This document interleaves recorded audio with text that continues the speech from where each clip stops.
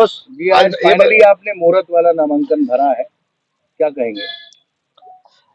खंडवा लोकसभा क्षेत्र के प्रत्याशी होने के नाते आज मैंने मुहूर्त वाला फॉर्म जमा किया है, जिसमें मेरे साथ हमारी बीकन गांव की विधायक जुमा जी एवं ठाकुर राजनारायण सिंह जी एवं सचिन यादव जी जो कसराव से विधायक हैं, इनके साथ प्रस्तुत किया है। क्या कहेंगे, मुहूर्त जीत का देखा? ये तो मुहूर्त देख के ही भरा है। कल नेपानगर में एफआईआर हुई है आपके खिलाफ और अरुण भाई के खिलाफ, जी हाँ, किस तरह का प्रचार का था मामला, क्या कहना चाहिए? देखो ऐसा है कि पूरे देश में राम भगवान के नाम से वोट मांगे जा रहे हैं। अगर हम कहीं जा रहे हैं और अगर किसी कोई मिलता है, मंदिर के दर्शन करने जा रहे हैं और कोई हमें वहां मिलता है और कोई चर्चा होती है, तो इसको अगर कभी एफआईआर के दर्ज में ले लें तो गलत बात है। निश्चित ही हम लोग मंदिर के दर्शन करने गए थे और वहां पर हमारे कुछ लोग मुलाकात हुई, कोई झंडा बैनर कोई इस टाइप की हमारे पास कोई वो थोड़ी थी कि कोई हम सभा कर रहे थे या कुछ भी कर रहे थे। क्या लगता है आपको, प्रशासन भाजपा के दबाव में काम कर रहा है? निश्चित तौर से ऐसा लगता तो है कि इन चीजों को सबको देखते हुए दबाव बन रहा है। वो आपको बहुत हल्के में ले रहे हैं, आप चुनाव को कितना मजबूती से ले रहे हैं? देखो, ये जो हल्के में लेने का काम है, ये आपके और मेरे कहने से नहीं होता है। ये होता है खंडवा लोकसभा क्षेत्र के जब मतदाता भाई अपना मत डालेंगे, उस समय हल्का और भारी होता है कि कौन हल्का और कौन भारी है। मुख्यमंत्री आ रहे हैं नामांकन जमा करने के लिए, शक्ति प्रदर्शन भी हो रहा है, किस तरह से देखते हैं? आपका भी कोई ऐसा नामांकन दाखिल होने वाला है? ठीक है, आज मैंने फॉर्म डाला है। अगर मुझे हमारे लीडर्स लोगों को टाइम मिलेगा और कहीं ऐसी स्थिति 25 तारीख के बीच में अगर कभी होगा तो डाल सकते हैं, नहीं तो सामान्य रूप से फॉर्म जो जमा कर दिया वो है। नामांकन दाखिल करने में बहुत सारा पैसा लगता है, मतलब जब हम बड़ी भीड़ लेके आते हैं, खर्चा होता है। अभी वैसे ही आपको चंदा लेना पड़ रहा है, तो क्या आप इस तरह के तामझाम से बचेंगे या मजबूती से लड़ेंगे? जब समय जैसा आएगा वैसा करेंगे। कितना चंदा हो गया अभी तक आपको? चंदा ऐसा है कि हम जहाँ पर जिस गांव में जिस बूथ पर जाते हैं या ब्लॉक की बैठक लेते हैं, वही चंदा ले लेते हैं, जो पेटी में आता है उन्हीं की जुम्मे कर देते हैं कि इससे आप अपना। सांसद ने बताया था कि चंदा लेने का आप ढोंग कर रहे हैं और आपकी जो संपत्ति है बहुत ज्यादा है। संपत्ति मेरे शपथ पत्र में दिख जाएगी कितनी है। भाजपा की तरफ से नामांकन जमा करने, आपका क्या कहना है, क्यों जरूरत पड़ रही है यहाँ पे डिप्टी सीएम को आकर नामांकन जमा? देखिए, ये उनकी पार्टी का अपना इंटरनल मामला है, इस पे कोई टिप्पणी करना मैं समझता हूँ ठीक नहीं है। और जहां तक हमारा प्रश्न है, हम लोग भी अपने हिसाब से अपनी तैयारी के हिसाब से अपना काम करेंगे।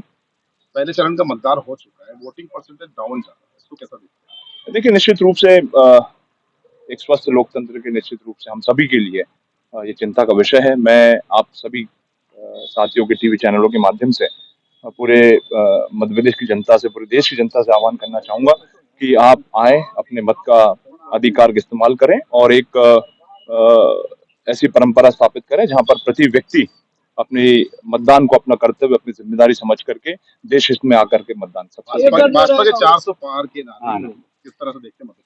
देखिए, ये उसी तरह का इस 400 पार के नारे की हवा उसी तरह निकलने वाली है जिस प्रकार से 2004 में इंडिया शाइनिंग और फील गुड का नारे का हवा निकालने का काम हुआ था। मोदी गारंटी पे क्या कहेंगे? मोदी की गारंटी, मैं एक बहुत अच्छा प्रश्न किया है आप लोगों ने। मैं भारतीय जनता पार्टी के लोगों से पूछना चाहता हूँ, पहले आपने गारंटी दी थी 2 करोड़ नौजवानों को रोजगार देने की, उस गारंटी का क्या हुआ? आपने गारंटी दी थी कि आप किसानों की आय को 2022 तक दुगना करने का काम करेंगे, उसका क्या हुआ? आपने गारंटी दी थी देश के प्रत्येक नागरिक के खाते में 15 लाख रुपए डालने का काम करा जाएगा, उसका क्या हुआ? आपने गारंटी दी थी विधानसभा के चुनाव के पश्चात किसानों के धान और गेहूं खरीदने का काम किया जाएगा, 27 रुपए प्रति कुंटल और 31 रुपए प्रति कुंटल धान खरीदने का काम किया, उसका क्या हुआ? आपने कहा था महिलाओं के खातों में 3000 रुपए डालने का काम किया जाएगा, उसका क्या हुआ? पहले भारतीय जनता पार्टी, जिनकी 10 साल से केंद्र में सरकार है, जिनकी 20 साल से मध्य प्रदेश में सरकार है, जो पुरानी गारंटियां उनने दी थी, उन गारंटी को क्या हुआ? देश की जनता और प्रदेश की जनता ये सवाल कर रही है। मुख्यमंत्री ने आज यहाँ कहा कि खंडवा हमारा गढ़ रहा है, यहाँ हम लगातार जीत रहे हैं और कल के मतदान के बाद ऐसा लग रहा है कि पूरे प्रदेश में भी भाजपामय वातावरण देखने को मिला। आप चिंता नहीं करिए, इनका गढ़ बहुत जल्दी ढहने वाला है। हैं पूर्व मानधाता में अक्सर ठाकुरों और गुर्जरों के बीच में कहीं ना कहीं टसन रहती है, ये सर जग जाहिर है।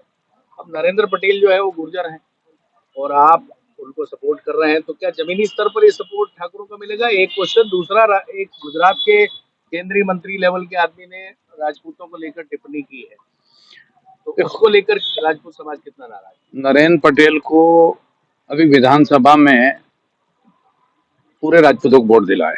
नरेंद्र पटेल को गुजरों के पोलिंग से नरेंद्र पटेल हारे, एक बात। दूसरा ये कि दोगने जी को चुनाव मैंने जितवाया, उनको एक तरफा राजपूतों का वोट मिला। सवाल जो रूपाला ने जो टिप्पणी करी है उस पे ये नहीं है कि कोई राजपूत से मतलब है। इस ढंग की टिप्पणी उन्होंने किसी भी समाज या किसी जात के लिए नहीं करना चाहिए। उनकी टिप्पणी, मैं ये कहता हूं कि पूरे भारतवर्ष की माता और बहनों के लिए है, कोई अकेले राजपूत जाति से मतलब नहीं है। मैं जात की राजनीति करता भी नहीं हूँ, लेकिन जो वीडियो आ रहे हैं और ये सारी चीजें देखने को मिल रही है, तो कहीं ना कहीं इसको भारतीय जनता पार्टी को इसका खामियाजा भुगतना पड़ेगा, ऐसा लग रहा है। तो इस बार जो है नरेंद्र पटेल के सपोर्ट में आप तो हैं और आप भी नहीं, कांग्रेसी आदमी इसलिए काम उसका करेंगे। और जब जब भी कमांड संभाली है, 2009 का इतिहास ढूंढो, सामने नंद कुमार सिंह चौहान थे, फिर भी अरुण यादव साहब को राजपूतों ने बहुत साथ दिया।